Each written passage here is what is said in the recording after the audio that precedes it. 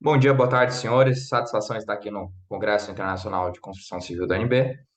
Análise de tipos de capeamento na resistência à compressão de blocos de concreto e cerâmicos para alvenaria estrutural. Trabalho esse conduzido e realizado por Felipe Arthur Bezerra, Mariel Monteiro de Souza e Orieta Souto Esquerdo, os três da Universidade Federal do Tocantins. A estrutura da apresentação se dará por uma introdução, uma metodologia, na sequência os resultados e a apresentação das conclusões. A alvenaria estrutural vem despontando como uma forte alternativa em construções por todo o Brasil. Há uma vasta literatura a respeito e desenvolvimento de pesquisas. O nosso trabalho objetivo foi analisar o capeamento de blocos cerâmicos e blocos de concreto, submetidos a ensaios de compressão axial, né? E procurar por alternativas que não fosse a metodologia usualmente executada. Então, para o ensaio, a compressão de prismas ou de blocos, né, é necessário garantir essa regularização, que é justamente o capeamento, né? O que é feito hoje em dia na vasta literatura, em muitas metodologias, é o uso da pasta de cimento. Porém, é um processo, é um método, né, que lá tem sua dificuldade, né, exige um cuidado, uma acurácia de quem vai executar, e por isso, né, tem maiores variações. Com isso, o presente trabalho teve por objetivo analisar outras fontes de capeamento e compará-la ao controle, ou seja, a pasta de cimento. Foram testados 4 tipos de capeamento, sendo um duro, a pasta de cimento com controle, e 3 secos, madeira compensada, forro pacote e a chapadura ou MDF. No total foram ensaiados 48 blocos, sendo 24 cerâmico e 24 o de concreto. Os ensaios foram preconizados pela ABNT-NBR 15270, 2017, e já para os testes de resistência, a 12118, 2013.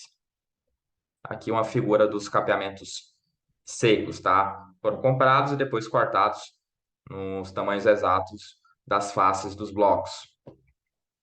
Foi deixado uma espessura de mais ou menos 3 milímetros de capeamento, com uma cura e desmolde de aproximadamente 24 horas. Isso para a pasta de cimento. Já para o seco, eles foram somente cortados no tamanho da face e submetidos a ensaio de compressão axial numa prensa local da Universidade Federal do Tocantins. Após os ensaios, foram avaliados, né, foram coletados todos os dados e foi aplicada metodologia estatística, foram feitas análises visuais, tá? E os resultados serão apresentados. Aqui é a figura dos ensaios.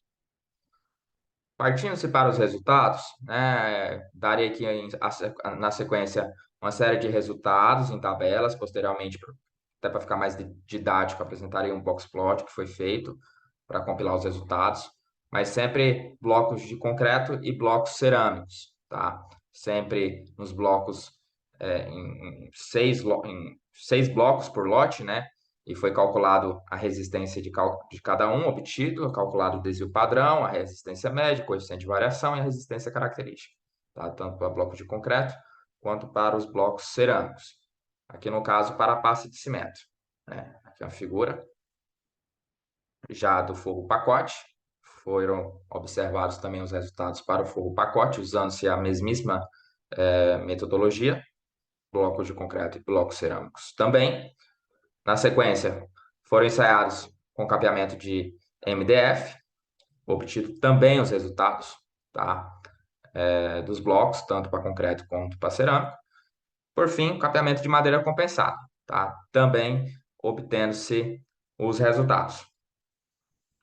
O MDF ele apresentou um resultado semelhante ao da pasta de cimento, né? Uma alta variação para os dois tipos de bloco analisados. Os resultados, porém, apresentaram a resistência média maior e com uma baixa deformação de estrutura, né? Também houve a presença de um outlier, que até, observando-se a amostra sem esse outlier, recomenda-se da mesma forma o capeamento, né? Por ter uma variação sem um outlier dentro da faixa normal e com bom alcance de resistência, né? E as resistências, tanto para forro pacote quanto para madeira compensada, mostraram-se superiores ao controle. Contudo, em ambos foi observada, naquela análise visual, uma significativa compactação seguida de aderência de ambos os materiais nas faces dos blocos, né? Contudo, os mesmos são recomendados. No Blocksplot aqui fica mais didático para se ver, né, que o controle é pasta de cimento. o forro pacote e a madeira compensada aqui trabalhando em faixas superiores próximas a 7 MPa, o MDF aqui oscilando pouco, né? Mais uma faixa intermediária, né? Isso para blocos de concreto. Quando vamos analisar para blocos cerâmicos, já, né, tanto forro pacote como a compensada continua em faixas superiores, o MDF, pela presença do outlier, tem uma variação um pouquinho maior, né? Chegando até abaixo de 3 aqui, mas mesmo assim, né, em comparação ao controle, de fato, para blocos cerâmicos também teve ganhos de resistência, né? Então, como observados nos gráficos, os resultados para a madeira compensada e forro pacote foram próximos entre si, né? Com valores superiores ao controle.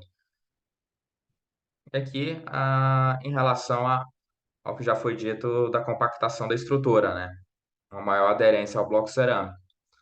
Aplicando-se em uma análise estatística, né, usou-se o método não paramétrico, né, o teste de Kruskal-Wallis com auxílio do programa R, na metodologia que tem referência ao valor de P, né, sendo que um valor menor de P que 5% representa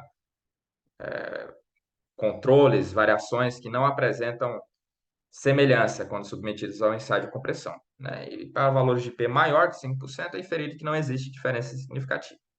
Dessa forma foi aplicado e segue-se os resultados, né? Aqui, para o teste não paramétrico para blocos de concreto, todas as amostras apresentaram diferença significativa, com P menor que 5%. Para blocos cerâmicos, todos, com exceção do MDF em relação ao controle, apresentaram diferença significativa, né? Esse do MDF não apresentou, P maior que 5%. Com isso, né, posse dessas tabelas, verifica-se que o capeamento de MDF e a pasta de cimento controle não apresentam diferença significativa, ou seja, apresentaram semelhança nos resultados. Desse modo, né, infere-se aí que o MDF é uma alternativa para a substituição do controle. Já na comparação entre a pasta de cimento e forro pacote e entre a pasta de cimento e a madeira compensada, estes não apresentaram semelhança estatística. No entanto, apesar da diferença, fazendo-se uma análise já mais qualitativa, tanto o forro pacote como a madeira compensada proporcionaram resistências superiores, indicando uma boa distribuição, né, tornando-se dessa forma também uma alternativa. Partindo para uma análise paramétrica, foi utilizado o teste T, que tem como valor de P também aquela referência já explicada para todas as amostras, né, mostrou uma diferença entre elas, e para blocos de concreto e para blocos cerâmicos também apresentou diferença, com exceção, novamente, ali do MDF, com valor de P maior que 5%, né? Então, os resultados para o teste T, para amostras de blocos de concreto, mostrou essas diferenças entre todas as amostras e o controle, motivo pelo qual optou-se por fazer o teste não paramétrico de Mann-Whitney, né? De forma geral, e analisando assim, por puramente semelhança estatística, o capeamento do MDF apresentou resultados satisfatórios em relação à substituição do controle, né? Partindo-se novamente para a análise qualitativa aqui no paramétrico, os capeamentos com forro pacote e madeira compensada também se mostraram eficientes, pois apresentaram valores de resistência superior à da pasta de cimento, como foi mostrado lá no boxplot, né? E com boa aderência. E baixa dispersão de resultado, né? Resultados menos oscilantes.